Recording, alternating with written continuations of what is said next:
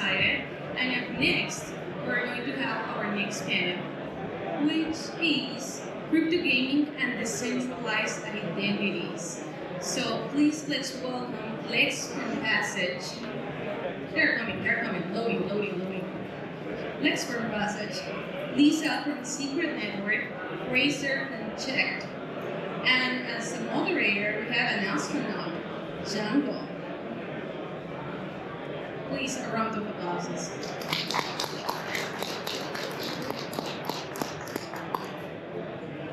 Hey, welcome. I know you're probably wondering, what does gaming have to do with blockchains? We're going to figure that out today, as will I. Let's welcome the panelists. Who are you guys? What are you guys working on? Yo, so I'm Lex from Passage. We're building a virtual platform for events and for games, running Unreal Engine experiences in the browser, basically being able to take Unreal Engine 5 immersion and bring it to any device in one click. Hi, I'm Lisa Loud, and I'm the Executive Director of Secret Network Foundation. We're working on encryption enabling for public blockchains. Hi all, I'm Frasier from Cheqd. We're building privacy-preserving payment infrastructure for decentralized ID, credentials.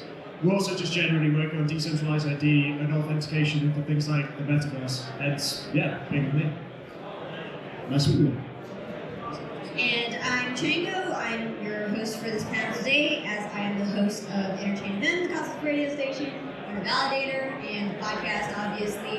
And I built the early Cosmos community, so it's great seeing all of you here as the next generation of builders on app chains.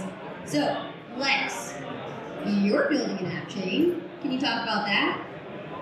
Yeah, so basically we launched a layer 1 chain for the Passage platform. And a big part of this is just being able to give people, we all know the narrative for like Web3 gaming is like, you know, own your avatar, right? Like own your gaming creature or person, and being able to, you know, there's the whole like play to earn narrative, right? So the blockchain is supposed to be like value exchange for that. But I think the biggest part that people have missed out on in this is just the fact that like, so many people don't game for those reasons, right? If you want to capitalize on people's identity, if you want that to be something worth owning on the blockchain, you have to first build a game that people actually care about. And that's what a lot of people have missed in this space. And then in terms of, you know, turning gaming into an earning experience, it's the same thing, right? Like, there's no advantage to earning money playing a terrible game, because that's what you do at your fiat mining job anyways, right? It's just a terrible game if you don't enjoy it, right? And if you do enjoy it, then why am I going to play your crappy game in order to earn your silly tokens? So, you know, for us, the blockchain and Passage is really meant as, it is an ownership layer, but the key is touching on first the areas that people are already using virtual experiences, games, making a good experience first, and then adding value through ownership. Right, so in as far as play to earn was relevant and a major narrative in the last cycle, where do you think that fits in this cycle? Does it still have steam, or have we moved on from that?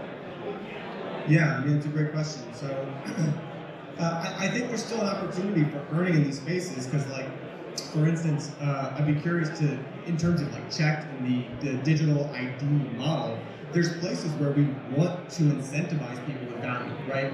Whether it's verifying information, whether it's being able to prove good actors in a space, like there is areas for that value accrual, but honestly, you want to make sure you haven't equated earning money with having a good time, right? Because those aren't always the same thing. But I'd be curious on the Cheqd side of things, you know, what is the utility in the blockchain? Like, how does that come into things, incentivizing people? I think it was what you were saying earlier around you have to build a game that people want to play first. Otherwise, you've just created something which is akin to an airdrop, and people will just farm it because they can make money from it without any benefit and any like ecosystem or building that out. So I think your point is valid, and I think that's always going to be the case. Like the game has to come first, and that like ecosystem has to come first. The earning side of that has to be secondary. Even for us, like the like authentication, the value of that is secondary to like what you're trying to achieve in like the metaverse of the game. So for us, the only place really where the payments come in on that side is proving you are who you say you are in that scenario where it matters.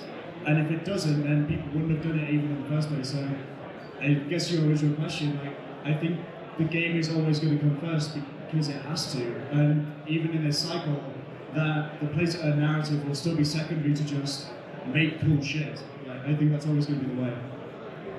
Playing devil's advocate here, why would people want this shift, this paradigm shift onto a blockchain in order to interact with the game, where gaming as it stands in the centralized world is perfectly workable? Because I paid $20 for a Call of Duty skin. And people do this. People pay big money for digital assets. The idea of having like a resale market, the way I did with my GameCube games, is pretty legit, right? I think a lot of people, as long as you tap into the right narrative, the narrative isn't that this has value because it's on chain.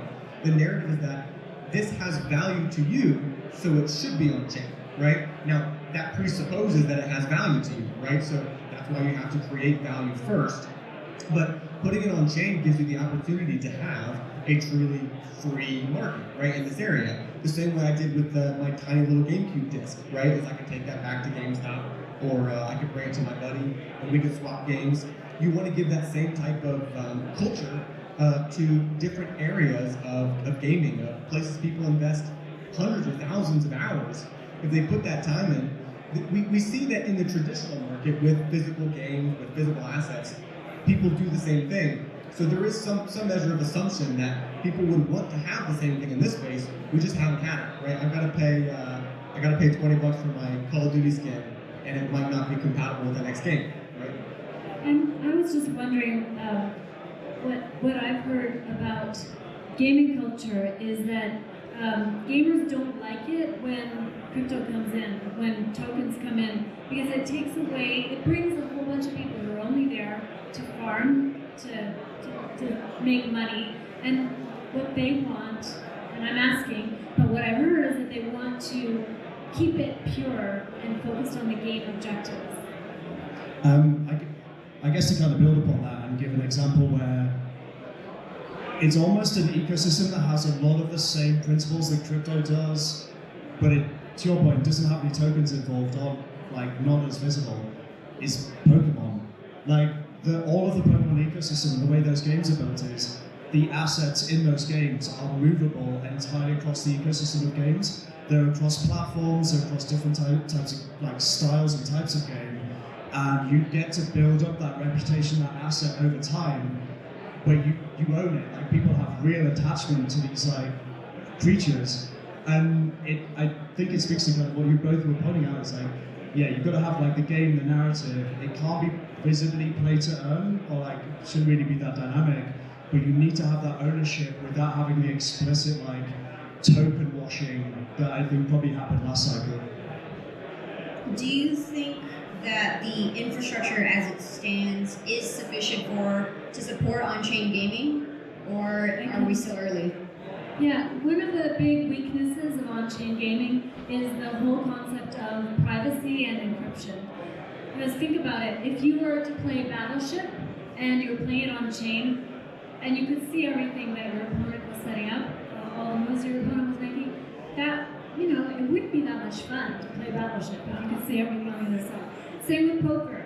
You know, there's some games you could play like chess, but there's a lot of games where you need to have some sort of encryption and privacy of what's going on in order to make the game dynamics make sense. And then the other thing that I think is essential for gaming to be on-chain is the ability to have private digital identities.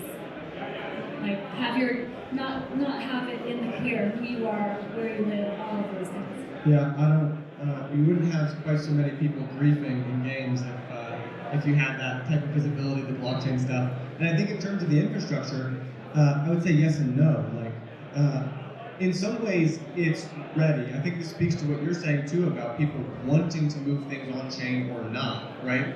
A big part of it is like, what's the value, right? Is it going to hurt the user experience? And is it going to add value, right? And on the one side, with privacy and things like that, there is a big question of, well, what do you put on chain and what do you not put on chain, right? And finding the right thing, right? Finding out like, where is the value? Where is the value we're trying to preserve? Where is the thing we're trying to trade? And that's going to dictate what does the infrastructure need to be to create the right user experience. Yeah, and I think so much of it too, and again, I constantly come back to this, so much of it has to do with first having a good experience, right? Because blockchain doesn't create value, right? It preserves value in this area of privacy. It protects value, right? But it doesn't create it out of nothing. So it's something where so many teams have tried to add blockchain arbitrarily to something where there wasn't inherent value to begin with, whether it's brand equity or an experience with a story, and it's just it gets farmed, like you said, right? So. Yeah, and that decision when you're talking about deciding what to keep on chain and when to keep off chain, I would reframe that and say if you have an ability to encrypt data and encrypt computation on chain, which is what Secret Network provides. You can do it on the public chain. You can just make a call through a general message pass, SafePath, to be able to encrypt certain data. So the decision is no longer what's on chain, what's off chain. Everything can be on chain. You just decide what's visible and what's not. Can I disagree? I think if it doesn't need to be on chain, why put it there? I think for us, we kind of blend the two. We've got some stuff on chain, mostly to do with companies. Personal data can, by and large, just live off chain for us. Like, we can do everything to do with provenance, trust, without having to put it anywhere near a ledger. And actually, we've got better privacy as a result, we think, because there's not even a transaction to do with it on ledger. There's just like nothing. So I think we've got just, I guess a slightly different take to the way Secret looks at it.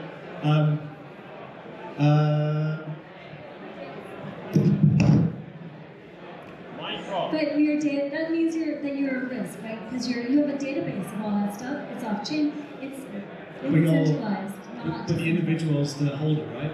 The individual holds and controls the data. So if the risk is really on them, as opposed to like having a ledger.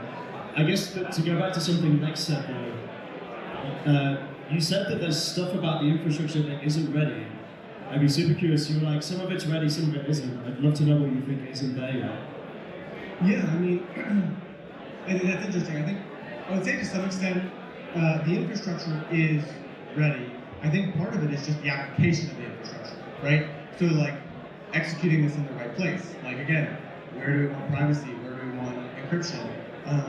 And what do we sacrifice to do that, right? Because I think in an ideal world, if you can have privacy and verifiability, I mean, it's not a bad thing to have, right? If you can get it everywhere. But then the question is performance, right? Like what kind of performance do we get? What kind of user experience do we get? And when you have gamers who are optimizing for like frames per second, at 240 hertz on a monitor they spent $2,000 on, and a GPU they spent, $1,000. So like you have the kind of people who are very into optimization, right? And they want a good experience. So to say like, okay, but you can only do this many trades every minute, every second, or whatever it is, like suddenly those moments become crucial. And when you talk about like first-person shooters or like, but I do see a huge opportunity. I mean, nobody loves like cheating in games, for instance, right? These are the kind of things that blockchain could solve, but it will be a performance issue, right? Like the same way that like existing anti-cheat tools, people often hate them because like they either kill performance on their PC, like whatever, there's all sorts of issues. You're gonna run into the same thing with blockchain, where we're trying to optimize for ownership or optimize for privacy, and it's gonna be a balance of those things, right? Not is the technology available, but how to where to apply it. Well, in terms of UX readiness, the skepticism is like, are people really going to want to access these games with on-chain names that may leak some like private metadata, like where they're located, their IP address to that username, and on top of that, are people really going to want to manage their like digital coffers and like the swords and whatnot through a ledger, like they have to do with cryptocurrency? So yeah, and if 100%, especially if we presume that people are going to start getting paid, or if there's going to be monetary transactions that are happening on chain. Yeah, things like privacy become a huge importance for how we manage those assets, those expectations. Well, I was going to say there's different types of encryption, and I have a nice little dance move analogy that I'm going to share, which is that, so there's 4 types of encryption. There's FHE, homomorphic, and that's like the ballet of cryptography. It's extremely difficult to master, takes forever, would not really solve the problem for gaming, for performance. And then you have ZK, which is really, it's the moonwalk, right? It looks really cool, but it's not real, and it leaves no trace. And then you have MPC, multiplayer computation, multi-party computation. That is like a group dance where everybody has to move together, not really suitable for gaming either. So TEE is where our secret network lives, and that's like the Macarena. I think the Macarena is good for gaming because it's easy, it's fast, it's cheap, and it's accessible and fun, and everyone can join. I think going back to your original question, like, I don't think people should even know it's there.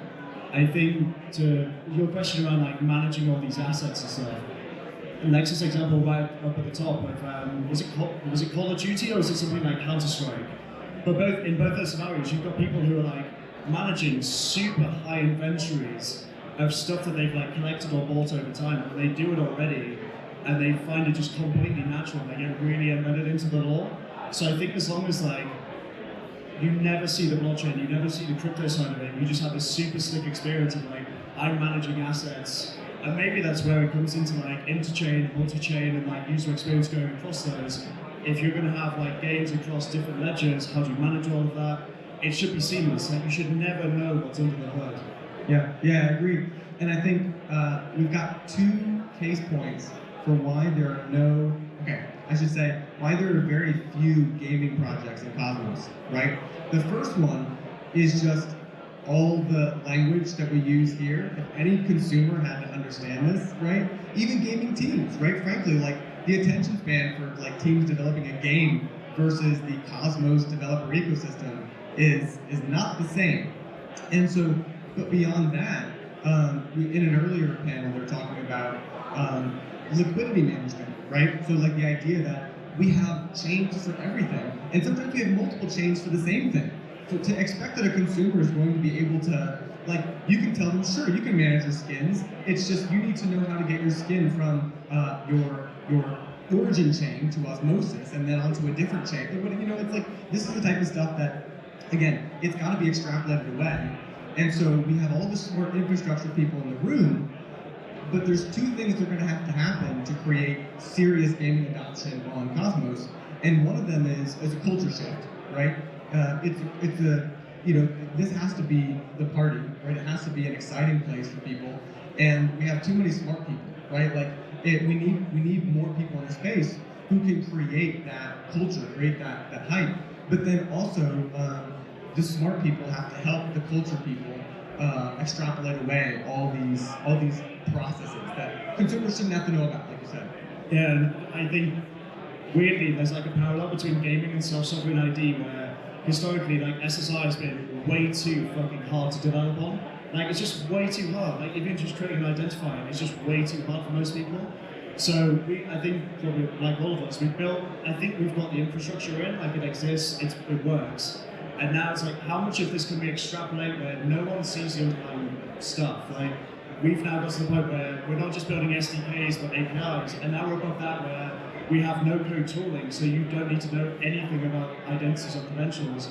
You can just issue them super quickly, and I imagine you're both kind of thinking the same way. Like you have to have someone who can come in with no expertise, have an outcome in mind, and they can get there really, really quickly. Well, and I'd be curious too on the secret network side of things, because I think that's a space where it's like, why are we doing all this? Why are we creating this infrastructure just to abstract it, right? Like, what's the point of this? Where it's like, okay, we've got this beautiful blockchain, now let's hide it. And not only that, let's give the people the opportunity for like a social sign-in, right? Where it's like they're gonna use their email. And then, you know, so like, you compromise ultimately on security, you compromise on a lot of things. But I think the beauty of this two-layer system, where we have a complex and sophisticated underlying infrastructures for managing permission, ownership, things like that, it needs to be there for the like highest manifestation of ownership, of security, of all those things.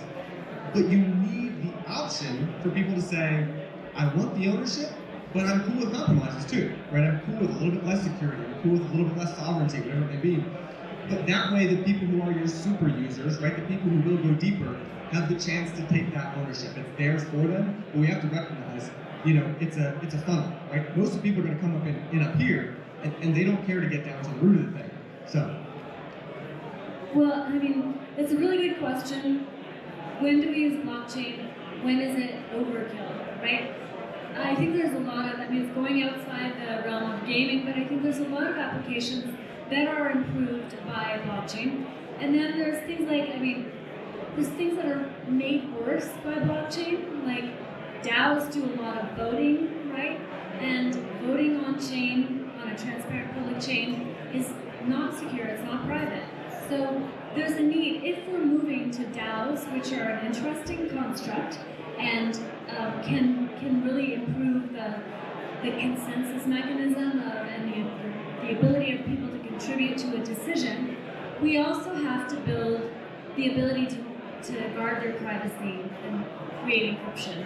Look, I'm always the gaming on-chain skeptic because there's think about what the properties of blockchains offer you. It's like mutability, censorship resistance, and those aren't. If you think about if you're like a gamer, you're not thinking about those properties, right? You really don't need those properties, so that's why I'm always kind of skeptical about that. So then that relegates the actual utility for on-chain gaming to just some sort of like provenance of digital trinkets, like the NFTs or like whatever assets on a game that I happen to farm if it were, I don't know, like an MMORPG. Because if I'm playing like Super Smash Brothers, which by the way, if you guys play Smash, we're gonna be playing Smash like in the back over there, like after this panel. Shout out to Mike for bringing Super Smash Bros.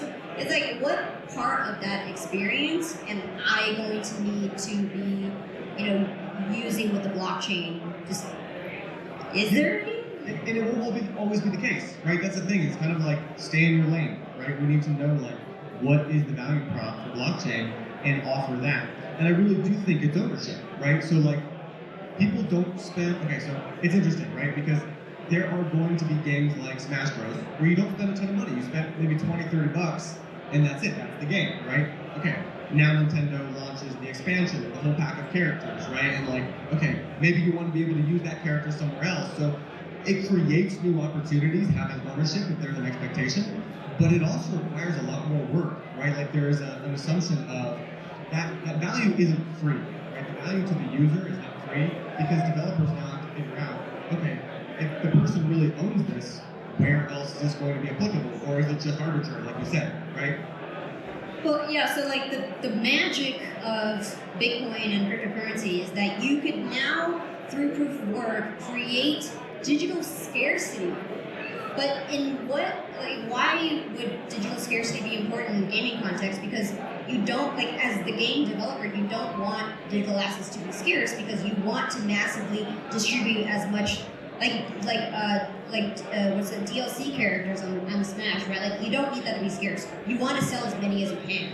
And so is there any reason for there to be provenance of the asset or why? It's both, right? Because scarcity is just one value proposition for ownership, right? There's some things I want to own that I don't care if everybody else has it too, right? It doesn't make any difference for me if somebody else owns Smash Bros, right? Frankly, I'd like more people playing, please, so that we can have easier matchmaking, right? But then when it comes to characters unlocks, again, doesn't matter, right? I want there to be a fair playing field. Everyone can get the same characters, and there's not some type of, OP character. But then, having rare additions of characters, right? The gaming community is wildly collectible, right? There's so many things in the gaming space, whether it's your classic MMO players from WoW, or they've got that one pumpkin head unlock that came out during a a Halloween event in 20 whatever. And so like that is a culture within gaming. There is a place for that, but it's going to be both, right? There's going to be areas where you want ownership but not exclusivity, and areas where you want to be that one dude with that one cool thing from the event. Yeah, the question is, what does having that go on chain benefit? Like, where's the value out of having that versus like using Web2 infrastructure? I think there's some really there's a tangible example on I think CounterStrike.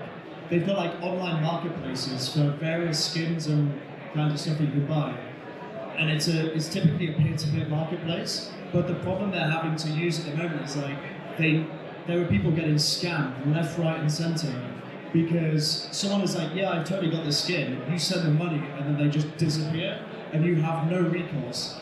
So I think that's like a really tangible example where there's a genuine problem, and some of these things are flying around for like thousands to tens of thousands, even though it's like an online skin. Which, to be fair, is like analogous to NFTs, right? Yeah, they've got this weird like escrow system sometimes where you're having to hand it to a mod, and then someone else is doing it, and then you can swap, and it all like unwinds. So I think that's probably an example where it's not just the ownership, but it's like taking away a middle party that has to exist because it's on Web2 infrastructure, and the values of material. I think it's a pretty big market when you put a dollar amount against it. Yeah, one thing I was going to say is, like, that almost answered the question, and that I think the thing that's missing there is that, like, you could do this on Web 2, right? You can have a peer-to-peer trading marketplace on Web 2, to your point, right? But I think the beauty is, I think this is where Web 3 is really going to excel, is when there's more to own, right? For one, like, yeah, decentralizing ownership, yes, there's verifiability on-chain. I own this thing, and I know that they can't take it away from me based off of, some centralized system. But what does that get me if the game goes down? Right? Like if they stop developing the game, if they stop, if the player base is gone, what do I get? Right? Oh, I own this thing. Like, so what? That game doesn't exist anymore, right? So I think it's going to evolve to the point, and this is something we're pursuing. We're developing at Passage a 3D NFT standard because you want the most valuable data to be connected to the ownership so that the thing the person owns is actually inherently useful even apart from the centralized infrastructure. And really, we've been looking at something that's, I guess, somewhat similar, but like tangential, which is decentralized reputation and be able to demonstrate that outside of a game. So not just being like, oh, I'm within the top 5 on the ranking board, but be able to demonstrate that anywhere on any channel. And it's a case where like you're not porting IP, so there isn't so much backlash by like, game developers, but you're almost having like individuals being micro-influencers because they're like, I play this game and I am here and I can show it off on like Twitter, Discord, any channel, and advertise my participation in a way that I currently can't do outside of just taking a screenshot and then who knows if that's accurate. And you can start combining it from different places to prove that like, not only am I good at one game, I'm good at an entire genre and my skills are possible. And I think that's going to be fascinating to see like, just people flexing on each other. Like sometimes that's all it comes down to, I think. Yeah. So Lex, you touched on something that I think you made a really great point. And so now I thought of an example where, like, do you remember this game called Ultima Online? So yeah, right. It's completely deprecated because the company went down. No one's running the servers, and yet it's like this beloved game by people who were perpetually online in the 90s. And so there is demand for, if they still had a copy of the original game, they could spin up the servers to run it, and then revisit that like nostalgic the 90s, right? And that's not. Sorry? Old school RuneScape. Yeah, you're right. Exactly, the OG RuneScape. Yeah. So that is a perfect, but great example. However, very, very edge case. Super edge case. Yeah, to some extent, because again, the other problem is like, where's the incentive for the business, right? Like, oh, this is useful to consumers if our business fails. Great, right? But again, it is considering like core human motivations, right? And one core human motivation is ownership, right? Like, free market economics and like the opportunity for people to be influential in the things that they invest in, right?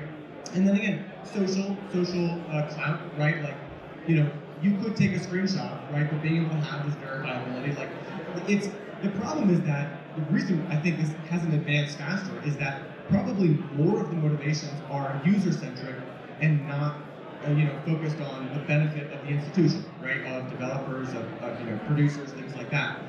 And so, it's going to be an educational process of helping institutions and creators understand if you can incentivize people in this way, if you can show them your investment in deeper core values than just getting them to buy the latest DLC, you will have lifelong fans, lifelong investors in your ecosystem that are really sticky. Because frankly, a consumer that buys $50 or $100 of content from you every year is a lot more long-lasting mechanism than investors, than seasonal opportunities. So being able to have a lifelong customer, I think these do affect the bottom line. It's just an educational process to help people see that. Actually, just as sorry, go ahead. Yeah, I just wanted to add a comment about the social clout. In 2017, I was at BitMEX, and we went from around $100,000 in notional trading a day to $6 billion in notional trading a day. And one of the main things that caused that was we implemented a leaderboard, and people could verify their ID, so they could brag. They had social clout. So don't underestimate the value of social clout. It can make a huge difference for certain people. Actually, just as we're talking about this now, I think you have a perfectly good application for on-chain gaming, which is, like, think about the barrier to entry to, like, break into the gaming space. The incumbents are Blizzard, whatever, So if you were a new game developer coming up with something, you could do something like an open marketplace and sell the IP of your game and distribute it via that way. And then now you have this like grassroots gaming initiative that all these people who like invested in your gaming ICO are like each individual owners of the games, and then they could distribute it, and then you as the game developer can take royalties just in the same way as how you would take royalties for like any NFT that's currently being sold in the marketplace. Yeah, absolutely. And that is the thing, right? Is this is an advantage to smaller teams, for up-and-coming teams who are flexible, agile, able to adapt to new technology, to be able to offer more to a consumer, right? We're not just going to give you a copy of the game. We want you to be a participant in the economy of the game. We want you to benefit when the game grows, right? So, like, if you're part of this OG collection, if you're part of... So, I think, there's a ton of really useful benefits to blockchain there, but it's about who's going to be able to take up that mantle, right? And, the Square Enix, the Ubisoft, and all these folks are going to follow along with the narrative. But the problem is, are they getting it right? Right? So many of them have just implemented this kind of like, because it's collectible, because it's on chain, now it's valuable, right? Instead of basically leveraging their existing IP, there's so many areas where people are taking shortcuts in blockchain. And then on the flip side, we have a whole generation of game builders in the Web3 space that took advantage of that opportunity and basically raised money from an uneducated class of consumers, and then never built anything because they didn't actually know how. So, like, I think there's going to be generations of this where we see, for one, the smaller teams evolving and adapting to actually be able to fulfill and promise the vision of Web3 gaming, but then also bigger teams realizing if we don't give away some equity, some ownership in this IP, if we don't actually create real value capture mechanisms, we're going to start losing market share too, right? So it's going to be this kind of converging in the middle. Yeah, and I think you and I talked about this more than a year ago when we did our initial podcast together, which is like applying the open source contribution framework to developing games, right? And that you're just one team, and if you're like basically doing an IGO of a game, you could effectively open up the development space for your game and have people build modules on top of it. Like, they can build entire worlds on top of this like core IP that they are a shareholder of, and so you could potentially break open the entire gaming space. Yeah, I saw myself. I'm down. Yeah. People invest in the things they own, right? Like, you put time into the thing that feels like it's yours. whether it's just your community within a game, but the more you can create that ownership, the more people do invest, the more people will create their own content. We'll have user-generated content that competes with, studio-published content. So yeah, let me ask you this: for Cheqd, is there like is your angle to lean heavily on gaming for decentralized ID, or is it more like a generalized? It's probably a bit of a mix. I'd say like where we've seen decentralized ID used in like VR and Metaverse is maybe outside of gaming, but inside like I'd say more Metaverse space. And because of where we pitch, like a lot of it is into more Web 2. And so examples that we've seen are like companies giving corporate addresses, so like their C-suite doing an address in the Metaverse, and suddenly their like chief legal officer is like, we need to be damn sure that this avatar and that voice coming out across a broadcast is definitely our CEO giving financial results. Like suddenly you need to authenticate all these different streams of like the voice, the video, the avatar, everything's being used. I'm sure some people saw recently there was a scam where they used Zoom and they used like a load of video feeds and audio feeds and generative AI to basically fake as if they were the whole like financial board of the organization, and they authorized a payment of 80 million out of the organization to a scammer. And it was all because it was done on video, and they just believed that it was the right people. And so we're seeing it more in that realm of like people really wanting to protect themselves from just things going wrong. And probably a similar one is just stuff that you can do in the Metaverse and maybe games as well that you can't necessarily do in real life. Good example being like everyone here is probably going to like mingle afterwards, network, try and find useful people to go and like hang out with later on. In the Metaverse, you can actually like in this room just filter for the people that have the knowledge that you're after and zero in on them rather than like having to go person by person or rely on introductions. So you can start doing stuff in the Metaverse of gaming which is just still identity credential based, but just stuff that you can't do in real life because it's just the technology isn't there. Okay, we're coming up on time. Let's close this out with what is your favorite game? Oh goodness. So Zelda franchise for the win. So the game that our team has founded, Strange Clan, is definitely in that vein of Zelda, Breath of the Wild, open world, good story, but then put way too many hours into Call of Duty recently, so there's that. I have a terrible weakness for EVE Online. It's so bad that I cannot play because I will just sit at my computer and time will go by and I will not notice. So since I have a job and a life, I can't play EVE Online, but I wish I could. Going old school, N64 GoldenEye. Really back in the day. Alright, and mine is, you already know, Super Smash Bros. If you want to play, get wrecked. Let's take it out back. Alright, see you guys. Thanks.